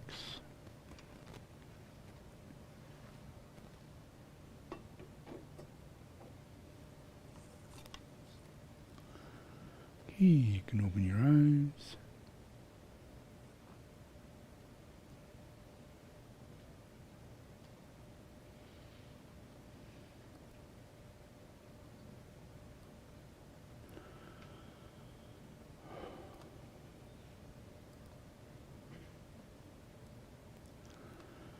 So in Buddhism, a lot of people think Buddhism is just Om, sitting in a lotus position, and maybe doing some mudras, and do a puja or two, and we're not very active.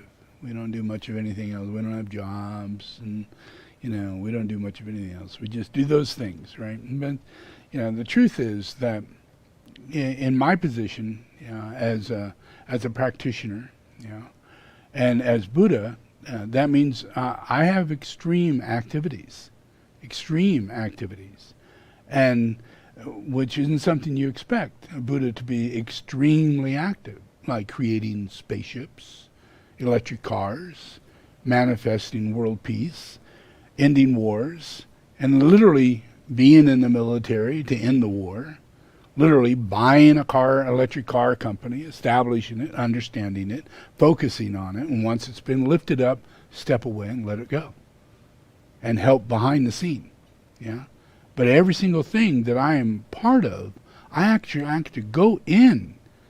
Like, if there's a problem with the Dalai Lama, well, I have to be enthroned on every single level and then go talk with the Dalai Lama. If he'll talk with me. If not, then I just stay enthroned and I teach all of the students of the Dalai Lama in order to change it. But to do that, I have to rebuild all my major monasteries in order to establish those back into alignment. That's a lot of activity. Those are activities you're not expecting Buddha would have to do. Buddha wouldn't be busy like that. Buddha would be like a rich person who would say, go do that. And then they'd benefit from it, But that's not how Buddha goes through it.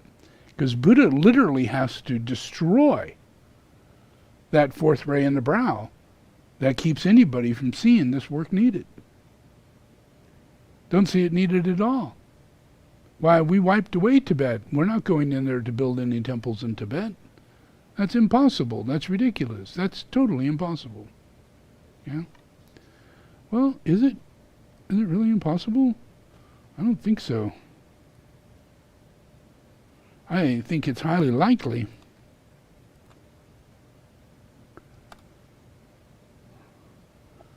This is the Kali Chakra.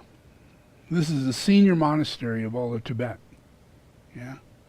And I've been helping to establish and build this monastery for nearly 15 to 20 years. I was enthroned in it as Buddha Maitreya. And I had to go there, travel through China. There were no toilets. Had to poop in holes, squat, pee with a bunch of other people, and flowing water going by, Beds that are rat infested with bugs inside of them. Yeah, I had to go to China. Yeah, and be in that place and support it and be enthroned in it. Yeah. And I didn't just go there.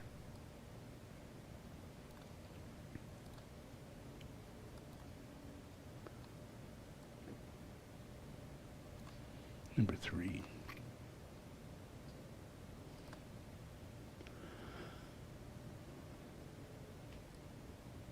There we go. This one here, this was built by me. That's really big. Really big. And it holds all 5 lineages of Tibetan Buddhism. It's the monastery of the 5 sastras. Yeah? I'm the only one in existence that's ever built such a monastery.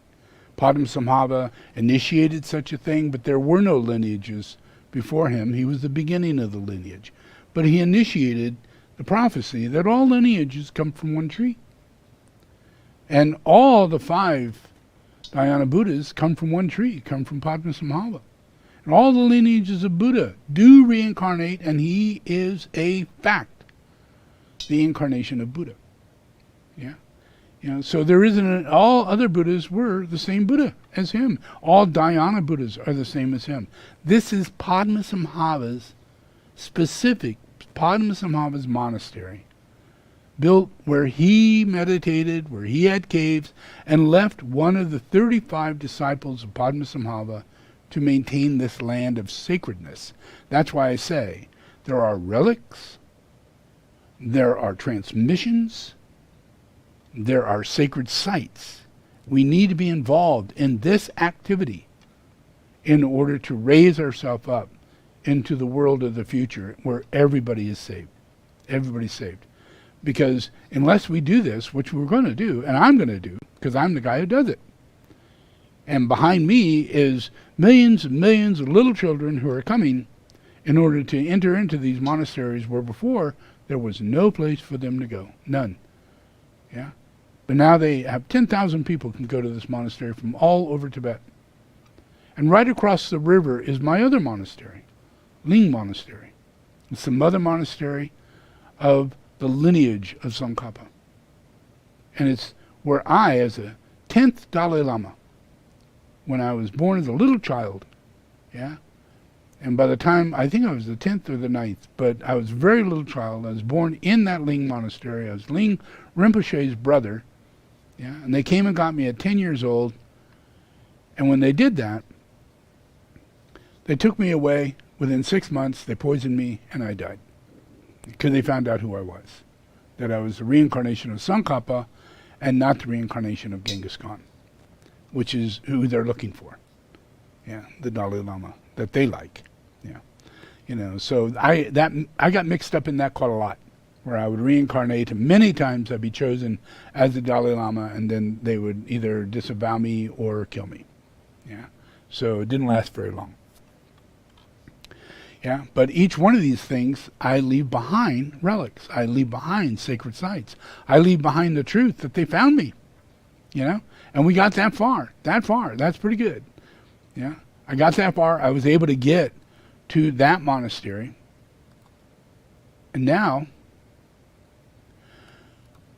this is Drepung University. Yeah, and this is a monastery I'm also part of. I'm the Tuku of Lumbum Khamsen. Lumbum Khamsen is a senior Khamsen. I'm also a Tuku of 5 other Khamsens, yeah? And 4 of the senior Khamsens of all of Drepung, I am Tuku, each 4. Nari Khamsen is the top, yeah? And then Lumbum Khamsen is the second. And then it goes down from there, like Lopa Khamsen, yeah? So I'm it in all those Khamsens. So these are all my students, yeah? And I live here. But I don't. I live there. I'm Buddha. Yeah. So my activities are so great that I can pull off all of this even though I'm not there, and I'm actively supporting it. I am financing this center, this great big place. Been doing it for over 20 years. Yeah. I built them water, roads, give them clothes, I give them food every month. We support this process of these 3 major Khamsens, that are Drepung. Yeah? So that's part of my activities.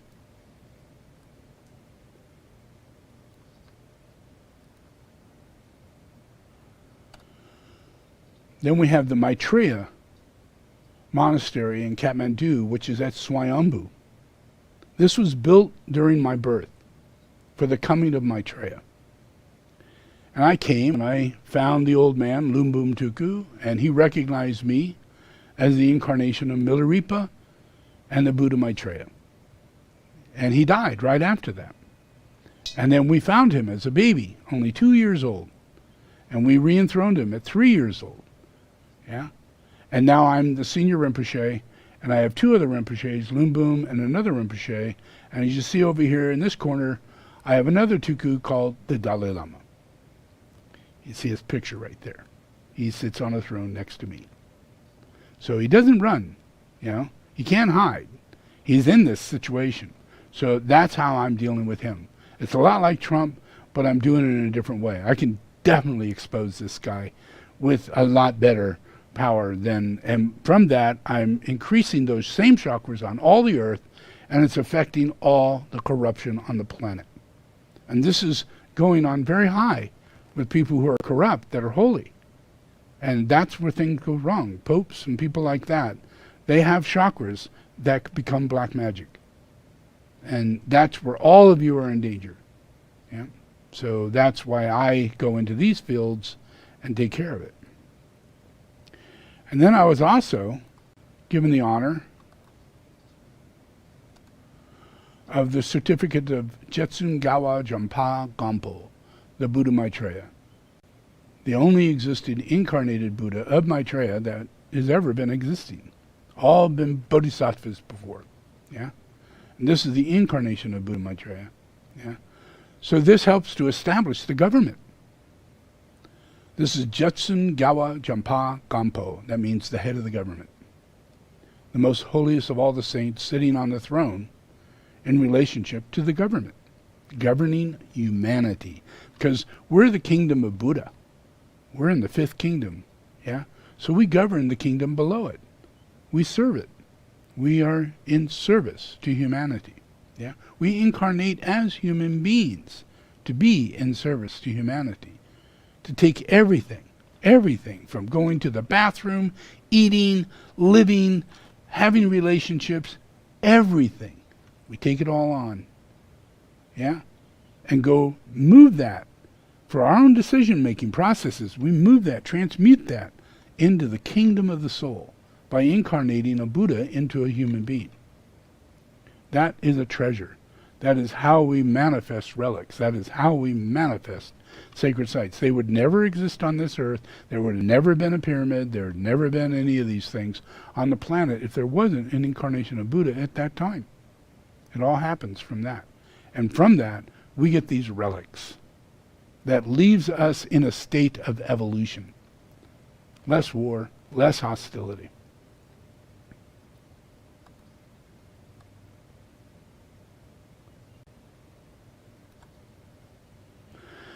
So that's the just basics of the activity, yeah. And like in putting this stupa up, that's a big thing, yeah. Especially when the stupa is built at Dharamsala, at the government of Tibet, the head of the government of Tibet.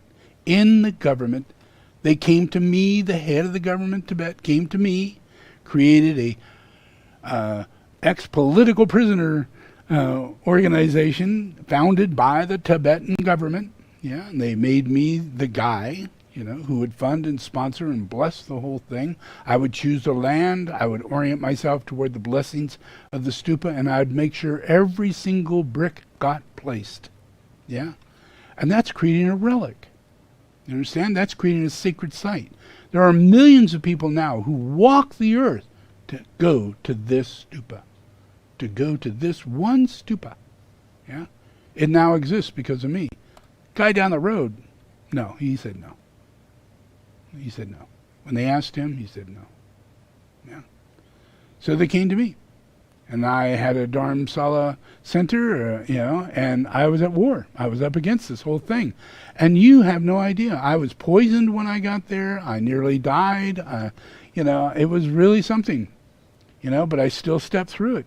And still continued going. And I was there to deal with the Karmapa, who wouldn't have anything to do with me, and I was there to deal with the Dalai Lama, who wouldn't have anything to do with me, because they had all these impurities to clear.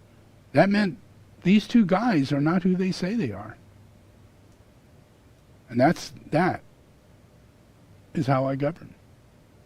I discern, I discriminate, and I justly eliminate the false teachers, false prophets, anybody who's in position where somebody else should be in that position. And they can't be in that position because they kicked them out. Just like one Karmapa pushes the other Karmapa. Yeah? Yeah. One Dalai Lama pushes the Pancha Lama out and doesn't want the real Dalai Lama in. people in. Yeah, that's how governing takes place. Just like with Trump. Yeah, he doesn't want Biden in. He doesn't want good things to happen. He doesn't want solar to take place. He doesn't want wind generators to take place because he's getting loans from Arabia. He married a Russian so he could be like the head of Russia. He can walk into the house and have himself a Russian oligarchy, and be real at home. That doesn't feel real American to me. Yeah? Where's that flag? Yeah? Where in his heart, his mind, he's Russian. He's a communist. Yeah? He's the evilest kind of communist. Yeah? The kind that sees people in the lowest realm and puts himself up at the highest realm. Yeah? Like the Soviet Union dictators and other communists that are out there. He's just wishing I was a communist, because in his last life he was. And he's taken everybody to him. All the lawyers, everybody he's got, they're all going to jail right now. They all used to be communists. They all used to work for him in previous lives. Yeah? And now, this is the end of that. He's not coming back. They are coming back. Yeah? And they're going to make this a better country. Because they're no longer governed by this influence. We don't know that we misuse this first ray, and we misuse the influence of people's trust. When people vote, the last thing you want to do is make people think that vote isn't effective. Voting is everything. Voting, we created this whole entire America on the human right for us to vote, so that we are the governing by the people, for the people, and we vote. And they threw electoral in there because they didn't trust the people. There are poor people who vote that don't think very smart. There are certain cultures that vote and they're not right. So we want to keep that electoral vote. We're the smart ones. And in the end, we'll make that vote happen. Well, that's how Trump became president. That's how Al Gore did not become president. Is that electoral process. And that has got to go. We need the people voting. Yeah? And when we heal this thing, that's what's going to come out of this over the next, probably by the year 2024, maybe by the year 2028, 29, maybe that far. But by around that time, we will have eliminated the electoral vote and moved in to more and more democracy. More and more democracy. Facebook will be a sham. It'll be called Meta. Yeah, no longer Facebook. Metatronics is trying to do better. Yeah, they really want to do good. Their intention was to do good. Their problem was the corruption of the people who would misuse Facebook. They trusted too much. Yeah, and it got to them in the pocketbook that if you go ahead, what's it going to do? What's the big deal? We're making millions and billions. We're richest company on the world. We want to close that faucet? I don't think so. It's really hard to do once you'd open it all up and you got billions of dollars coming in. It's really hard to close it. Yeah, so they're going to do a complete switcheroo. And that's me. Yeah, and it's all going to go like that. Yeah, so give us time. It's all about time. Buddha is the Lord of time. The first monastery I told you, that I showed you, is the monastery of the Kali Chakra, the Lord of time, the highest of highs, the Lord of time, that only sits and meditates in the moment. Even though I watch TV, even though I talk to people, I'm not there. What you're getting is just the presence of my expression. But I am still 100% focused. Does that make sense? It is all the time. Whether I'm sleeping, eating, I am in service. I am such deep service. You cannot imagine what it's like to be Buddha and know, what is in still for you to be of service one day. In that level, you can't even become a monk and a nun. That's sad. You know what I mean? That's sad. That's sad. That is sad. Where I come from, that's beyond sad. So I'm going to do it for you. I can't help it. I'm born this way. But so are you. And it's just like you're going to join the military. I joined the military and I'm a conscientious objector. Chances are you're probably not going to be. But I'll still be standing there doing it. And I will have saved the whole world. And it would have been easier if I had a few friends doing it with me. But it doesn't matter. I'm still going to do it. And that's going to save the whole world. And everybody needs to get on the wagon. We need to get part of the game. And get into it. 100%. And to do that, you have to make the commitment to become a bodhisattva. You have to make the commitment to attain boddhicitta. You have to know in your heart that there must be monasteries. You must become a monk and a nun. There must be the life that you're going to live is going to be in the manifestation in that order, just like I say. Because I come from there. And I'm building the future. And it's my governing process. So join in. It's going to make your life a lot easier. So enjoy.